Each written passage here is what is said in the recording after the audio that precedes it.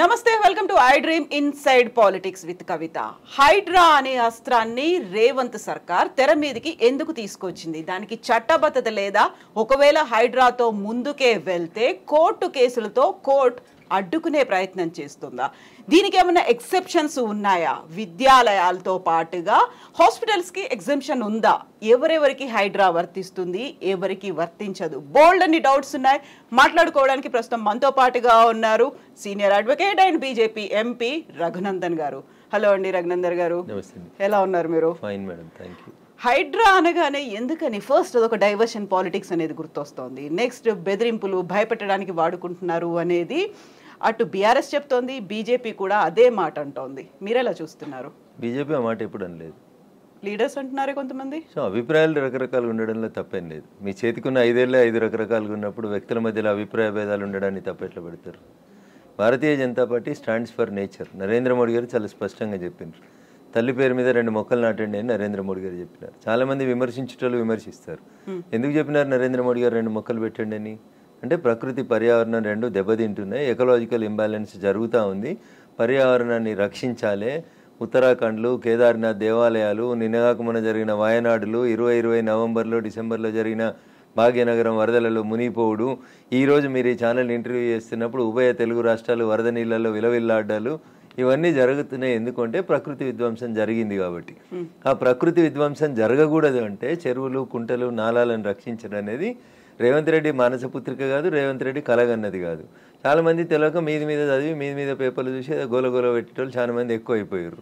దానికి తోడు మీ యూట్యూబ్ ఛానల్లో చర్చలు, లొల్లులు ఎక్కువ పెడతా ఉన్నాయి. 1994లో అప్పటి కాంగ్రెస్ ముఖ్యమంత్రి దివంగత కోట్ల విజయభాస్కర్ రెడ్డి గారు మొట్టమొదటిసారిగా ఈ భాగ్యనగరంలో మీరాలం ట్యాంక్ అనేటువంటి ఒక చెరువు కబ్జా అయిందని చెప్పి కంప్లైంట్ వస్తే శ్రీమతి రేచల్ చటర్జీ అనేటువంటి ఒక ఐఏఎస్ అధికారిని పంపించి మీరాలం ట్యాంకులో కట్టిన అన్ని కన్స్ట్రక్షన్స్ని గులగొట్టిండు. ఎప్పుడది? 1994లో. 30 ఏళ్ల క్రితం జరిగిన ఒక సంఘటన మీరు తెలియదు, ఎందుకంటే మీరు కొత్తగా వచ్చిన రిపోర్టర్లు కాబట్టి. 30 ఏళ్ల కింద ఉన్న రిపోర్టర్లు ఎవరైనా అడిగితే చెప్తారు. ఇలా మీరాలం ట్యాంక్ ఉందా కవిత గారు? ఇలా మీరాలం ట్యాంక్ ఉందా? రిపోర్టర్లు కాదు, లేదు.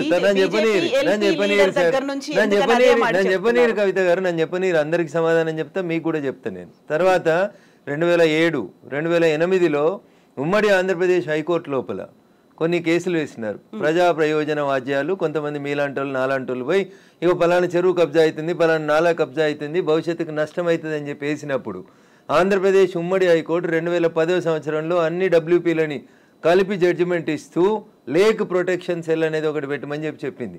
నేను ఇప్పుడు కాయిదాలు తెచ్చుకోలే కవిత గారు, if I'm not wrong and subject to correction. GO number 154 అని ఏప్రిల్ 2010 సంవత్సరంలో అప్పుడు ఉన్నటువంటి ఉమ్మడి ఆంధ్రప్రదేశ్లో కాంగ్రెస్ ప్రభుత్వం ఒక జీవో ఇచ్చింది. దేనికోసం ఇచ్చింది? లేక్స్ ప్రొటెక్షన్ కోసం. జీవో 111లో ఉన్న భూములలో జరుగుతున్న అక్రమ నిర్మాణాలని ఆపేతందుకు chief secretary, revenue secretary, DGP ఇట్లా 18 మంది అధికారులని సభ్యులుగా పెట్టి protection cell, lake protection committee అని ఒక కమిటీని వేసి ఈ భాగ్యనగరాన్ని కాపాడమని చెప్పింది. తర్వాత అదే హైకోర్టు, ఆంధ్రప్రదేశ్ హైకోర్టే చెప్పింది, ఉమ్మడి హైకోర్టు, భాగ్యనగరంలో 2252 చెరువులు, కుంటలు ఉన్నాయి, వాటికి బఫర్ జోన్ అంతా ఫిక్స్ చేయండి, వాటిని ఎవరు కబ్జా చేయకుండా ఉంచండి అని చెప్పి 2010లో చెప్పింది. That was the peak time of Telangana movement. ఆ జడ్జిమెంట్ ఎవరు పట్టించుకోలేదు. అందరూ జై తెలంగాణ అనుకుంటూ తిరిగినాం. కట్టేటోడు కట్టిండు, కూర్చేటోడు కూర్చిండు, అమ్మేటోడు అమ్మిండు, మధ్యలో చాలా మంది నష్టపోయిండ్రు. అది జరిగిన తర్వాత 2014లో బాగా చదువుకున్న ఆయన వచ్చి మున్సిపల్ అడ్మినిస్ట్రేషన్ మంత్రి అయ్యిండు, కేటీఆర్ అన్నట్టు. ఆయన ఏం చేసిరు? లేక్ ప్రొటెక్షన్ కోసం ప్రతి చెరువును సుందరీకరణ పేరిట ఆయన దోస్తుల కోసం, ఆయనకు నచ్చిన బిల్డర్ల కోసం, వాళ్ళ ఇంట్లో ఉండే రాజ్యసభ సభ్యుల కోసం, పోయేందుకు తొవ్వల కోసం ప్రతి చెరువుని నాశనం చేసి 10 ఏళ్లలో కాకతీయులు కట్టిన చెరువులకి మిషన్ కాకతీయ అని పేరు పెట్టినవని నాటకం పెట్టి భాగ్యనగరంలో ప్రతి చెరువుని, ప్రతి కుంటని పేరున్న అన్ని బిల్డర్లకి ఇచ్చి నాశనం చేసి 2020 నవంబర్ డిసెంబర్లో భాగ్యనగరంలో వరదలు వచ్చినాయి. నేను దుబ్బాక ఎమ్మెల్యే గెలిచిన 1 నెల తర్వాత అప్పుడు ఏం చెప్పిండు కేసీఆర్? ప్రతి ఇంటికి 10,000 ఇస్తాం నష్టపోయినానికి అని చెప్పిండు. ఇచ్చిండు ఎలక్షన్ల కోసం చెప్పి. ఎందుకు మునిగింది ఆ రోజు భాగ్యనగరం? భాగ్యనగరం వెళ్ళే అవస్థలతో ఎందుకుంది? ఒక ఆయన వచ్చి విశ్వనగరం అంటాడు, ఇంకొక ఆయన వచ్చి 4వ నగరం అంటాడు, ఒక ఆయన వచ్చి సైబర్ నగరం అంటాడు. ఉన్న నగరాన్ని కాపాడు రవయ్య అని రఘునందన్ అంటున్నాడు. దీనికి ఎవరికి కష్టమైతే నాకేంది?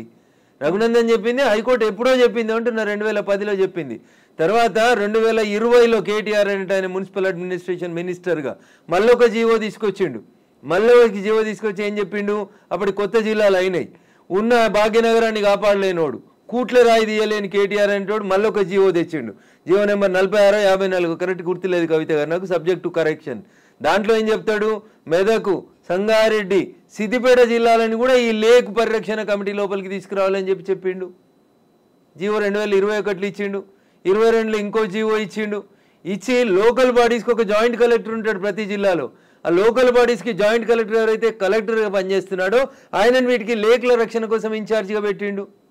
ఎన్ని చెరువులు కబ్జా అయినాయి, ఎన్ని కుంటలు కబ్జా అయినాయి? సాక్షాత్తు రాష్ట్ర సర్వోన్నత న్యాయస్థానం హైకోర్టు చెప్పిన 2252 చెరువులు కుంటలు ఏడునే పోదాం పాండ్రి, రాండి మా జర్నలిస్ట్ మిత్రులు మరో మంచికో చెరువుని దత్తత తీసుకోరి, కాపాడు చెరువుని. రఘునందన్ ఏదో మాట్లాడుతూ ఉన్నాడు, రఘునందన్ హైడ్రాకి సపోర్ట్ చేస్తూ ఉన్నాడు, బీజేపీ ఎల్పీ లీడర్ వద్దన్నాడు, చెరువులు కట్టమని చెప్పిండా మా ఎల్పీ లీడరు?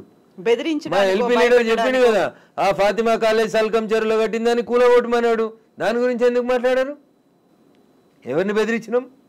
మీ దగ్గర జేసీబీలు లేకపోతే మేము జేసీబీలు ఇస్తామో అని చెప్పినాం, ఇస్తామో అని చెప్పినాం. కిరాయి లేకుండా ఫ్రీగా ఇస్తామో నంబుల్లో జరులు, తప్పేముంది అందులో? మా ఎల్పీ లీడర్ గది మాట్లాడింది చూసిన నేను మాట్లాడిందని మా ఎల్పీ లీడర్ ఏడో కాంట్రాడిక్ట్ చేయలేదు. ఏం చేసిర్రు? కేవలం పెద్దల్ని కాపాడడానికి, పేదల కోసం ఫైట్ అనేది దీన్ని యాక్చువల్ గా ఎలా చూస్తున్నారు? పల్లం రాజు అంటే పేదోడా పెద్దోడా? పల్లం రాజు ఏ పార్టీలో ఉన్నాడు? నాగార్జున అనేటోడు పెద్దోడా చిన్నోడా? ఏం మాట్లాడతారు మీరు? మల్లారెడ్డి కాలేజీ కూలగొట్టొద్దా? మీరు పొందడం లేని ప్రశ్నలు అడగొద్దు. ఎవడు పెద్దోడు ఎవడు పేదోడు? చెరువులో కట్టినోడు పెద్దోడు అయితేంది, పేదోడు అయితేంది. చట్టం ముందు అందరు సమానలే అని ముచ్చట చెప్తాం కదా మనం అందరం.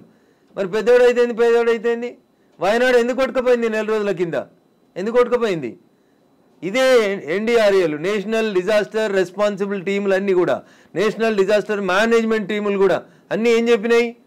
అక్కడ తొలగించుర్రు ఆ కట్టడాల, చెరువులు కడ్డంగా, గుట్టల కడ్డంగా, కొండల కడ్డంగా కట్టినాయి అని చెప్పారు. తొలగించిరా?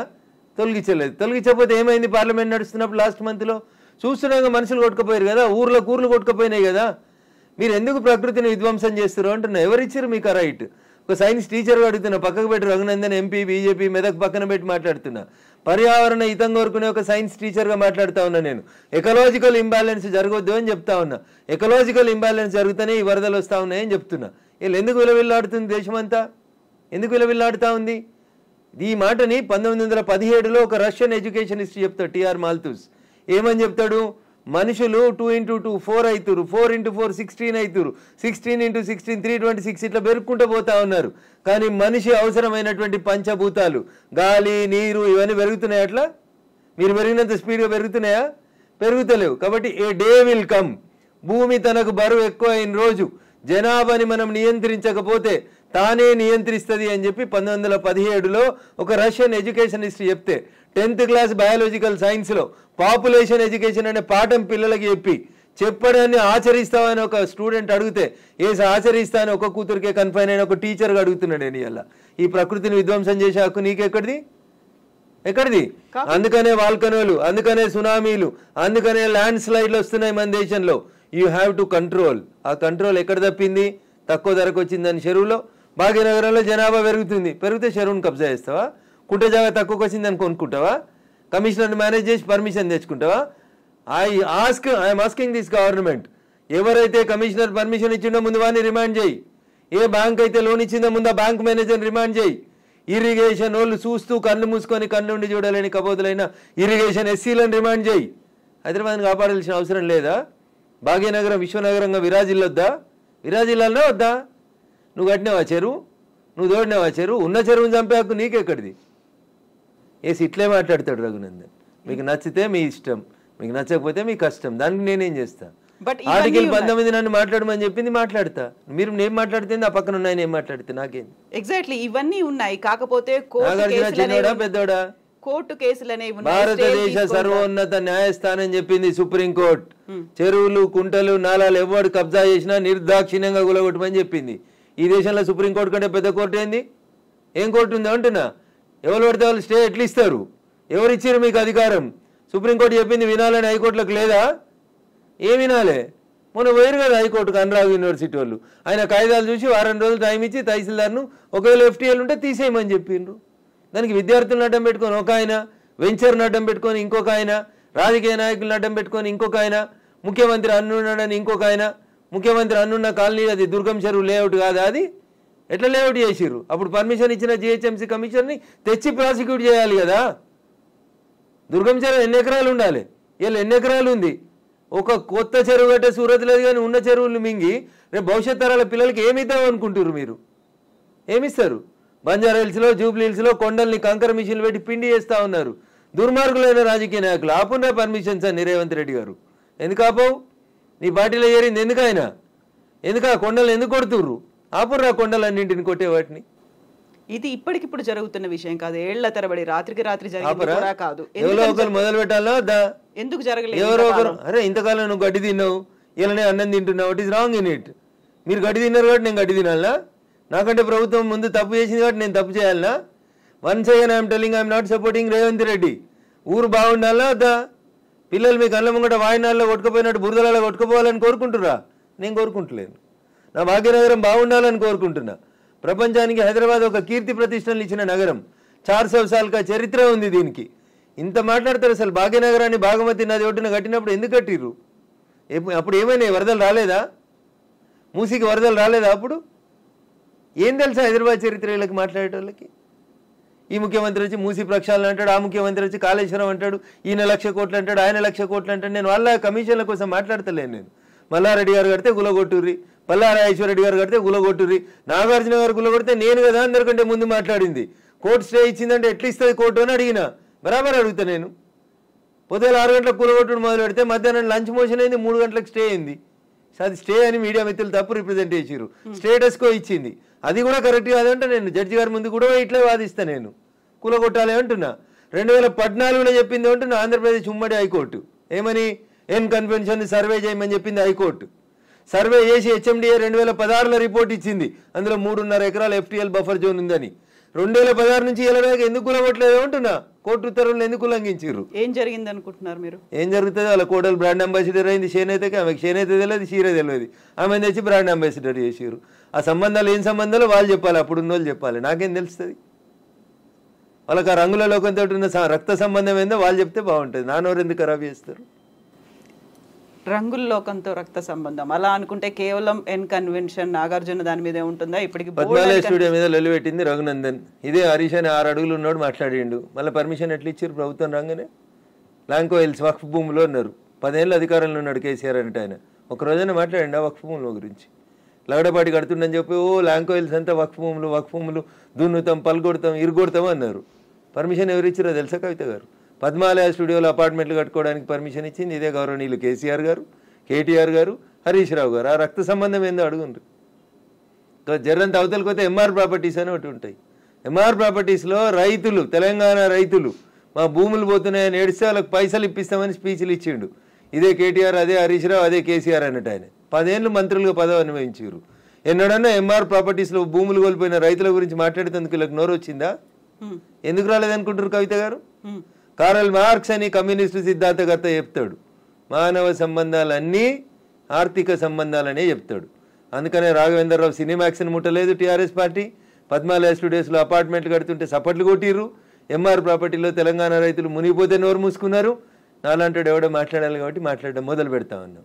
I stand for the poor only. నేను ఇప్పుడు ఈ రాష్ట్ర ప్రభుత్వాన్ని డిమాండ్ చేస్తా ఉన్నా. కానీ అమ్ముతురు కదా కోకాపేటలో ఎకరం 100 కోట్లు పెట్టి 100 ఎకరాలు అమ్మిండ్రు కదా. ఆ పక్కన ఇంకా 150 ఎకరాలు ఉంది ప్రభుత్వ భూమి. ఇప్పుడు ఈ ఇండ్లు పోతున్న వాళ్ళందరికీ ఒక 25 ఎకరాలు లేఅవుట్ చేయండి. ఈ పేదోళ్ళందరికీ మంచికి 100 గజాల స్థలం ఇయ్యండి. ప్రధానమంత్రి ఆవాస్ యోజన కింద ఇంటి పైసలు 5 లక్షలు ఇయ్యండి. ఇందిరమ్మ ఇంటి కింద నువ్వు 5 లక్షలు. ఈ నాలాల మీద కట్టుకున్న వాళ్ళు, చెరువులు కుంటలలో కట్టుకున్న వాళ్ళ కోసం ఏంది కోకపేటలో 100 కోట్లకు ఎకరం పోయే భూమిలో వీళ్ళకి లేఅవుట్ చేసి 25 ఎకరాలు అక్కడ ఉప్పల్ బగాయతో లగాయతో అని పెట్టి అమ్మిర్రు కదా, కూడా యాక్షన్ పెట్టి. అట్లా ఈ గరీబ్ వాళ్ళందరికీ తీసుకొచ్చారు కాలనీ కట్టు. వీళ్ళు అరువులు కాదా 100 కోట్ల భూమిలో ఉండేందుకు? 10 ఏళ్ల క్రితం కట్టుకున్న ఇల్లు కళ్ళం కూడా కూలిపోతుంది కదా, బాధపడుతురు కదా. వాళ్ళని తీసుకొచ్చాడు 25 ఎకరాలు లేఅవుట్ చేయి Revanth Reddy. Then I will support you, then I will congratulate you. అంతేగాని అసదుద్దీన్ ఓవైసీ ఇచ్చిన ఉడత ఊపులకు భయపడితే 400 కాదు 4000 స్టూడెంట్స్ ఉన్నారని బెదిరిస్తాడు. ఎందుకు సల్కం చెరువు కూల్తలేదు?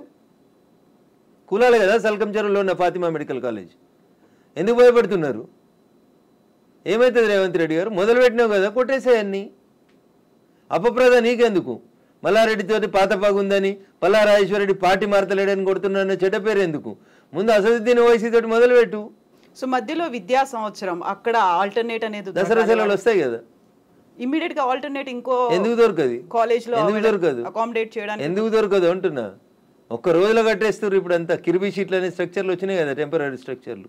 20 మొత్తం రింగ్ రోడ్ పక్కన అన్ని బిల్డింగ్లు ఖాళీగా ఉన్నాయి, తీసుకొని కట్టుకోమని ఉండ్రి. ఇన్ని రోజులు అనుభవించారు కదా చెరువులో కట్టుకొని, దానికి రెంట్ కట్టుర్రి ప్రభుత్వానికి. ఫీట్ కింద వసూలు చేయాలి రేవంత్ రెడ్డి గారు ప్రభుత్వం ఇవాళ. నిజంగా ఎవరైనా పేదలకు నష్టం జరుగుతుంది చెరువులలో తెలిసి తెలియక అమాయకంగా ప్రభుత్వం లేఅవుట్కి పర్మిషన్ ఇస్తే కట్టుకున్న వాళ్ళు ఉన్నారు, వాళ్ళందరినీ తీసుకొచ్చి కోకపేటలో పెట్టండి అంటున్నా.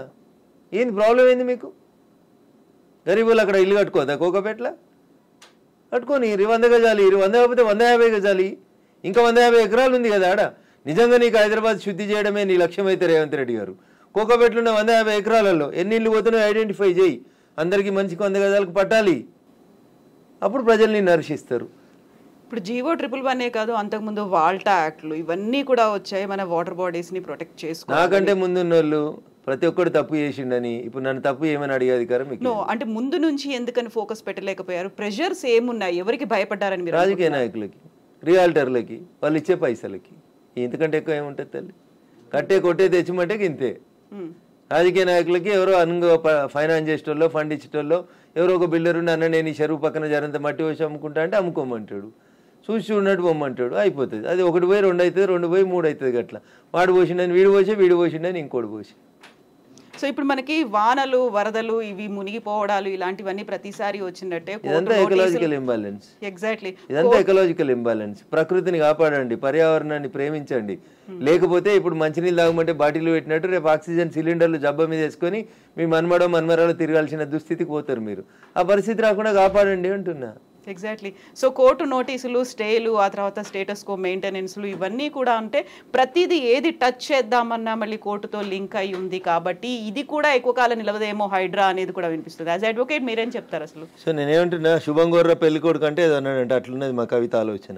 ఎందుకు ముందు నుంచి అనేది అదే కదా, కవిత ఆలోచన దగ్గరికి వెళ్ళింది అనగానే కోర్టు స్టే కోర్టు పరిధిలో మాట్లాడము అనే మాటలు ఎవరు? నేను మాట్లాడుతూనే ఉన్నా కదా రోజు. నో, మీరనట్లేదు, ఆక్యుపై చేసుకున్న వాళ్ళ దగ్గర నుంచి వచ్చే సమాధానం అదే, కోర్టు పరిధిలో ఉంది కాబట్టి. తప్పించుకునే ప్రయత్నం తప్ప ఏముంటది? దొంగకు తేలుగుడితే ఏం చేస్తాడు? తేలుగుట్టిందని చెప్తాడా? సపరేట్గా నోరు మూసుకొని పోతాడు. గట్లే ఉంటుంది. ఏం స్టే ఉంది? స్టే ఉంది అని ట్వీట్ చేసి ఏడ స్టే ఉంది? ఏ కోర్టులో స్టే ఉంది? ఏంది స్టే? స్టేలు సంవత్సరాలు ఉండొద్దని ఇదే సుప్రీంకోర్టు చెప్పింది అంటున్నా. మా గౌరవ న్యాయమూర్తులు అట్లా సంవత్సరాలు స్టే ఇయ్యరు. స్టే ఈజ్ టెంపరరీ అంతే. 15 రోజులు, నెల, 2 నెలలు, 3 నెలలు అంతే. స్టే ఏంది? 2014లో ఎన్కన్వెన్షన్ సర్వే చేయమని 2024 దాకా స్టే ఇచ్చిరా? ఏ కోర్టు ఇచ్చిందో చూపెట్టురు నాకు. మీ అంత చదువుకోకపోవచ్చు కానీ నాకు స్టే అంటే ఏందో అర్థం తెలుసు, జర చూపెట్టుర్రి.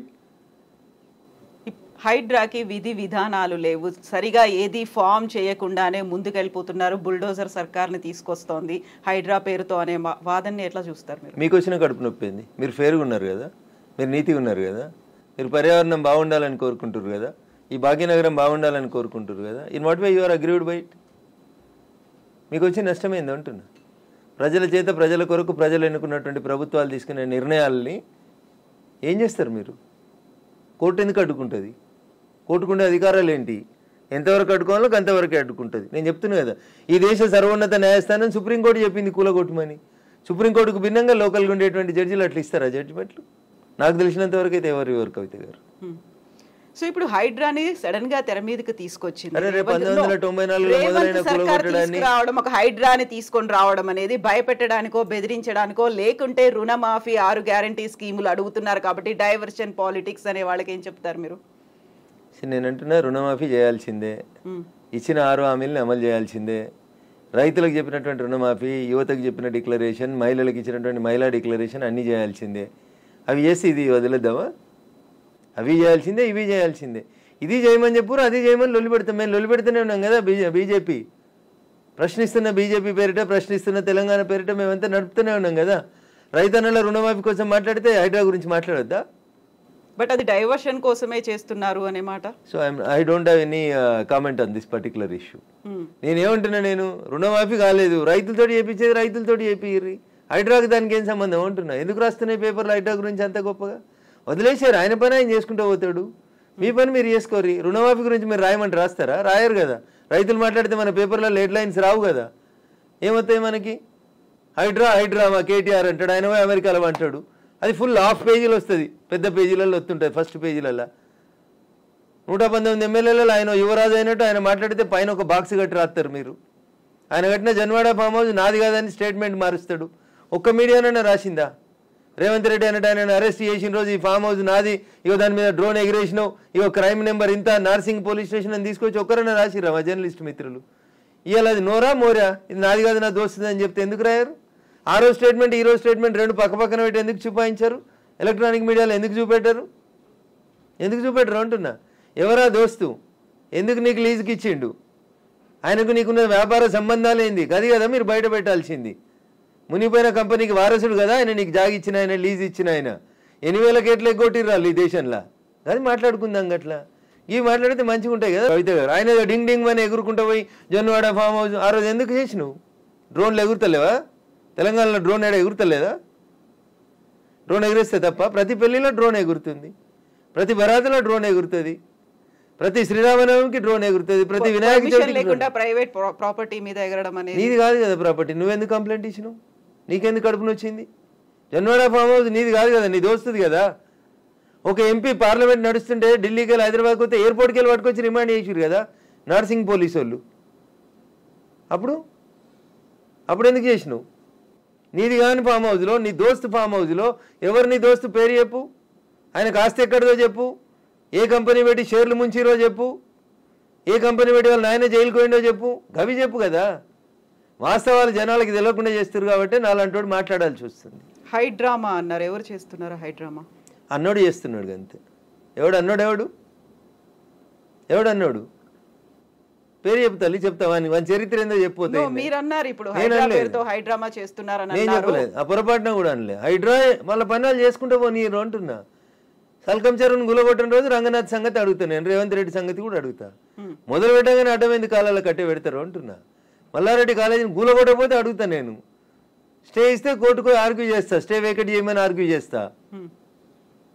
తప్పేముంది అందులో? నీతిగా ఉన్నా, నిజాయితీగా ఉన్నా కాబట్టి నిజాయితీ వైపే ఉన్నా, ధర్మం వైపే ఉన్నా, మా పార్టీ గట్టే ఉండమన్నది. గిట్లే మాట్లాడితే గడిదిక్కే ఉంటా. పేదవాళ్ళకు నష్టం అవుతుంది. రేవంత్ రెడ్డి దగ్గరికి పోతాం, లొల్లి చేస్తాం, కూలిపోతున్న వాళ్ళ కోసం అక్కడ లేఅవుట్ 25 ఎకరాలు చేయమని అంటుతాం. అది ధర్మం. అది కడుపు కాలినందుకు నిలబడతా ఖచ్చితంగా. So Raghunandan Rao advocate and రాజకీయ నాయకుడు, ఇప్పుడు ఒకవేళ ఏదైనా మాట్లాడాలి అంటే ఊరికే అలా ఆరోపణ చేయకుండా ఆధారాలతో సహా చూపిస్తాడు అనేది. జన్వాడ ఫామ్ హౌస్ కి సంబంధించి మీ దగ్గర అన్ని ఆధారాలు ఉన్నాయా? నేను ఎప్పుడు దాని మీద ఇన్వెస్టిగేషన్ చేయలేదు. నేను ఎందుకని? నేను వ్యక్తిగత జీవితాల్లోకి ఎవరి జీవితాల్లోకి పోవాలనుకోలేదు. సరే, అప్పుడు రేవంత్ రెడ్డి పోయినాడు, ఆయన దగ్గర ఆధారం ఉంటేనే పోయిండని నేను అనుకుంటున్నా. అది వాళ్ళిద్దరికి సంబంధించిన వ్యక్తిగతమైన పంచాయతీగా చేసుకున్నారు వాళ్ళు. Let it be decided. నేను ఇవాళ అడుగుతుంది ఏంటంటే, మీకు జన్వాడ ఫామ్ హౌస్ నాది, నా వ్యక్తిగత జీవితానికి భంగం వాటిల్లింది, మా ఫామ్ హౌస్ మీదకి వచ్చి డ్రోన్ కెమెరా ఎట్లా ఎగిరేస్తారు, ఇవి రఘునందన్ మాట్లాడలే. ఆ రోజున యువరాజు కేటీఆర్ మాట్లాడిండు. మా ప్రైవేట్ ఆస్తులకు వచ్చి డ్రోన్ కెమెరాలు ఎగిరితే కేసు పెట్టమా అని మాట్లాడిండు. ఇవాళ ఆ ఫామ్ హౌస్ నాది కాదు అని చెప్పడానికి అది నోరా మోరా అని అడుగుతున్న, దానికి సమాధానం చెప్పు. ఏం పెట్టి కడిగిరు? ఫినాయిల్ పెట్టి కడిగిరా? 3 ఏళ్ల కింద రేవంత్ రెడ్డిని డిమాండ్ చేసిన రోజు నీ ఫామ్ హౌస్ ఎట్లయింది? ఇవాళ అది నిబంధనలకు వ్యతిరేకంగా పెట్టిరని గవర్నమెంట్ ఇన్వెస్టిగేషన్ చేస్తే అది నాది కాదు మా దోస్తుది. ఇంత దారుణమైన అబద్ధాలు ఆడితే ఎట్లా? నేను అడిగిన దాంట్లో ఏమైనా తప్పుంటే చెప్పురు కవిత గారు. మీకు డౌట్ ఉంటే నేను ఆ రోజు కేటీఆర్ మాట్లాడిన మాట, ఈ రోజు కేటీఆర్ మాట్లాడిన మాటలు 2 పంపిస్తా. ఈ ఇంటర్వ్యూ మధ్యలో ఆపి అది ప్లే చేయండి, తెలుస్తుంది మీకు. జనాలకు వాస్తవాలు చెప్పుమర్రి. ఎస్, ఇప్పుడు పేదలకి సంబంధించి కూడా వాళ్ళు 30-40 ఏళ్లుగా వాళ్ళు ఆ ప్రాంతంలో ఆశ్రయం పొందుతున్నారు అనుకున్నప్పుడు వాటిని కూడా కూల్చేస్తున్నారు. Not only in Hyderabad, Mahabubnagar కూడా వెళ్ళారు అని బీఆర్ఎస్ లీడర్స్ చూపిస్తున్నారు. ఎవరికైతే ఓటేసి గెలిపించుకున్నారో వాళ్ళు ఇప్పుడు వీళ్ళని పేదలు నిరాశ్రయులు చేస్తున్నారు అనేది. కవిత గారు, దీన్ని 2 పార్శ్వాలుగా చూడండి దయచేసి. హైడ్రా చేస్తున్న పనిని అభినందించుర్రి. చెరువులు, కుంటలు, నాలాలలో కట్టినవి తొలగించుండ్రి. ఒకవేళ అందులో నిజంగా గరీబోడు ఉంటే, ఎంక్రోచ్మెంట్స్ లేవు, పేదోడు బలైండు, అక్కడ ఒక మున్సిపల్ లేఅవుట్ అయింది, ఆ లేఅవుట్ ప్రకారం వాళ్ళు కొనుక్కున్నారు అని అంటే ప్రభుత్వం వాళ్ళకి ప్రత్యామ్నాయ ఏర్పాట్లు చేయాల్సిందే. It is an undisputed issue. మళ్ళీ చెప్తున్నా, నేను 2 రోజుల తర్వాత నేను అదే చెప్తా ఉన్నా మీకు. ఉప్పల్ బగాయితో లగాయితో, నాకు పేరు I'm not remembering or recollecting it proper. Uppal బగాయితులో ఎట్లా ప్లాట్ చేసి అమ్ముకుర్రో, ఇప్పుడు ఉన్నారు కదా రాజపుష్ప ఆయన 100 కోట్లకు ఎకరం రిజిస్ట్రేషన్ ఆపినావు కదా, ఆ 10 ఎకరాలలో ప్లాట్లు చేసి ఇచ్చేసే వీళ్ళకి. ఆ పక్కన ఇంకా 150 ఎకరాలు ఉంది కవిత గారు, దాంట్లోకి 25 ఎకరాలు లేఅవుట్ చేయి. ఈ ఇండ్లు కోల్పోతున్న వాళ్ళందరికీ అంటున్నా your the custodian of the peoples money, అంతేగాని నువ్వు ఓనరు కాదు కదా. ఇటు ఇల్లు కోల్పోయినా నష్టపోయిన ఆయనకి 100 గజాలు ఇవి అంటున్నా. 100 కోట్లకు ఎకరం ఉన్న భూమిలో 100 గజాలు ఇస్తే you will not feel happy Kavitha garu? ఉంటారా ఉండరా? కొంచెం కోపం తగ్గుతుందా తగ్గదా? ఇచ్చేయండి అంటున్నా. మియాపూర్లో 100 ఎకరాలు కొంతమంది పెట్టుబడిదారులు దోసుకున్నారు, కబ్జాలు చేసిర్రు, పంచురా భూముల్లో ఉంటుంది. ఇట్లాంటి వాళ్ళకి అమాయకత్వంతో, తెలిసి తెలివంతనంతో లేఅవుట్లు, చెరువులు, కుంటలలో ఎవడన్నా బిల్డర్ చేసిన మోసానికి బలైన పేదోళ్ళు ఉంటే బరాబర్ వాళ్ళకి ప్రభుత్వం న్యాయం చేయాల్సిందే.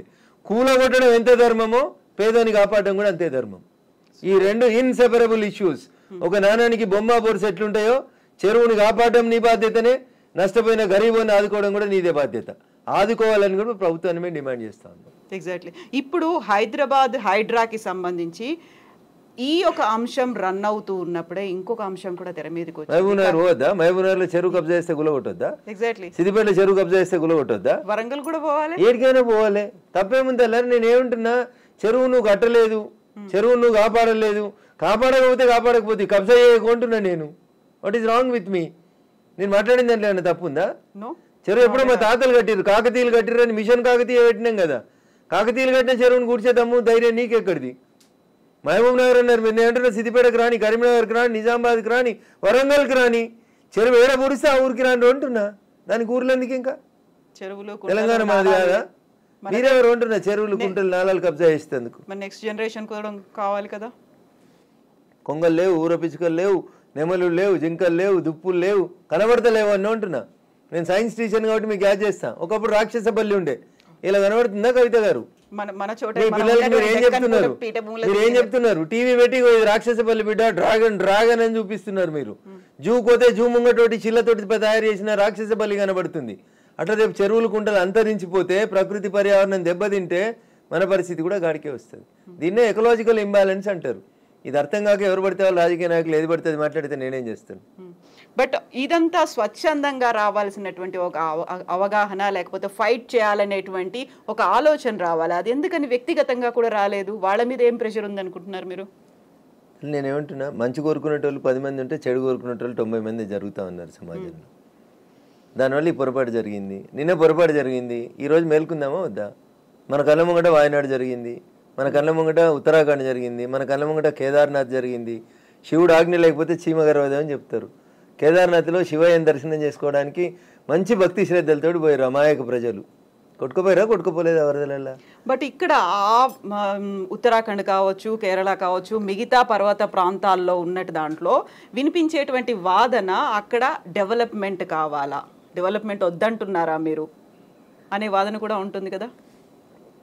డెవలప్మెంట్ మేరిట మీరు ప్రకృతిని విధ్వంసం చేస్తారా? ఏం చేస్తారు?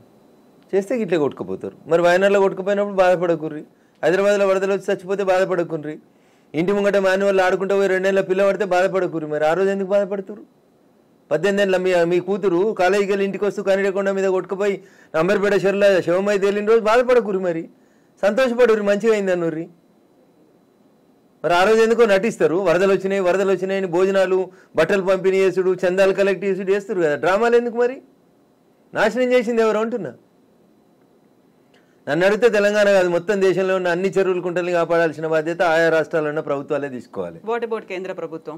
కేంద్ర ప్రభుత్వానికి దాంట్లో రెస్పాన్సిబిలిటీ తక్కువ ఉంటుంది తల్లి. మేము వచ్చి ఇక్కడ ఏమైనా చేసినామనుకో ఏం మాట్లాడతారు మీలాంటి జర్నలిస్టులు? పొద్దున్నే స్టూడియో పెట్టి కేంద్రం రాష్ట్ర ప్రభుత్వాల విధులలో జోక్యం చేసుకుంటా ఉంది, ఇది రాష్ట్రం సబ్జెక్టు, కాపాడమని రాష్ట్రాలకే చెప్తున్నాం. మేము పాలించే రాష్ట్రాలు కూడా 18 ఉన్నాయి కదా, ఆడ కూడా అప్పుడప్పుడు మేము బుల్డోజర్లు పెడుతున్నాం కదా దేశవ్యాప్తంగా. పెట్టుర్రు మీరు కూడా, మిగతా ముఖ్యమంత్రులు కూడా పెట్టుర్రు.